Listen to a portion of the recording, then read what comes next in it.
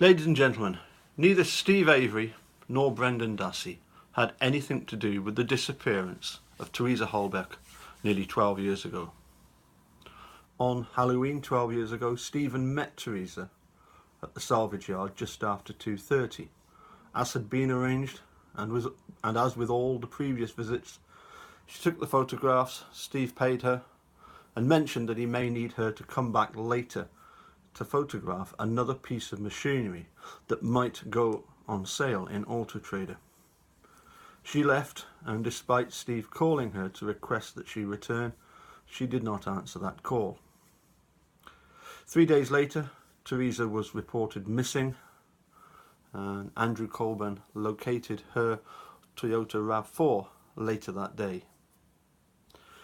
Now, before the investigation turned into one of murder, Teresa's brother, Mike Holbach, during an interview, used the term the grieving process. Now, I did not watch Making a Murderer when it first came out, just before Christmas of 2015. It was the middle of February 2016 that my daughter asked me if I had heard of a place called Manitowoc. She also asked me if I thought it possible for one man to be framed twice. She specifically asked me if police would do such a thing. I said definitely not. A few weeks later, she insisted that I watched Making a Murderer. I then set about finding out as much as I could about Manitowoc County Sheriff's Office.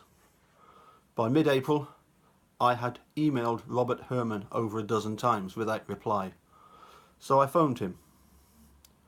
To be perfectly honest, I find him very pleasant to speak to. We spoke for nearly half an hour. I have since had many long and detailed conversations with him.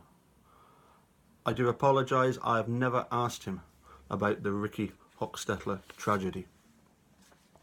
As we know, despite being famous, Steven Avery was despised by most people in Manitowoc. The first 6 years of his 32-year sentence back in 1985 was for running his cousin Sandy Morris off the road and pointing a gun at her. Now, whether there was provocation and whether the gun was loaded or not is irrelevant. However, Jim Link and Andy Colburn were directly involved in hiding information that would have resulted in his wrongful conviction for the attack on Penny Bernstein being overturned 8 years earlier. Once Steve was released, inquiries tried to determine what had gone wrong. The Wisconsin General Attorney concluded that no one was really to blame. A complete fudge. With the benefit of hindsight, Steve should have left Manitowoc and maybe even Wisconsin once Steve Glynn and Walt Kelly started to pursue a civil suit against not only Manitowoc County Sheriff's officers, but in particular Tom Kosurik and Dennis Vogel. We all know that the so-called evidence against Steve was found in the most questionable of circumstances. Indeed, the magic bullet was found months later, the day after Brendan's confession. Now, I do concede that some people find it impossible to accept that Brendan could have been persuaded to give a false confession. But for Mark Wiegert and Tom Fassbender to have accepted that confession and then for Ken Kratz to publicise it the way he did just beggars belief. Ultimately, Steve and Brendan were found guilty. How did that come about? Quite simply, the state of Wisconsin dealt their own hand. Manitowoc County Sheriff's officers discovered all the evidence despite their conflict of interest. Judge Willis should have thrown the case out. Now, I do have a great deal of sympathy for Manitowoc public.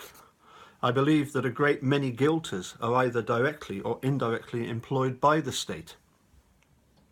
Others, I believe, have the foresight to realise how much damage will be done once Steve and Brendan are released.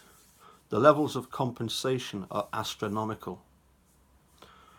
Others thought that the case was done and dusted 10 years ago and disliked the past being dredged up. Now, looking forward, new evidence is turning up all the time. Kathleen Zellner will get to the truth. In August of last year, Robert Herman told me that he eventually will have to speak with Zellner. And even before items were released for retesting, he came straight out and asked me if the RAV4 had been tested. Very interesting.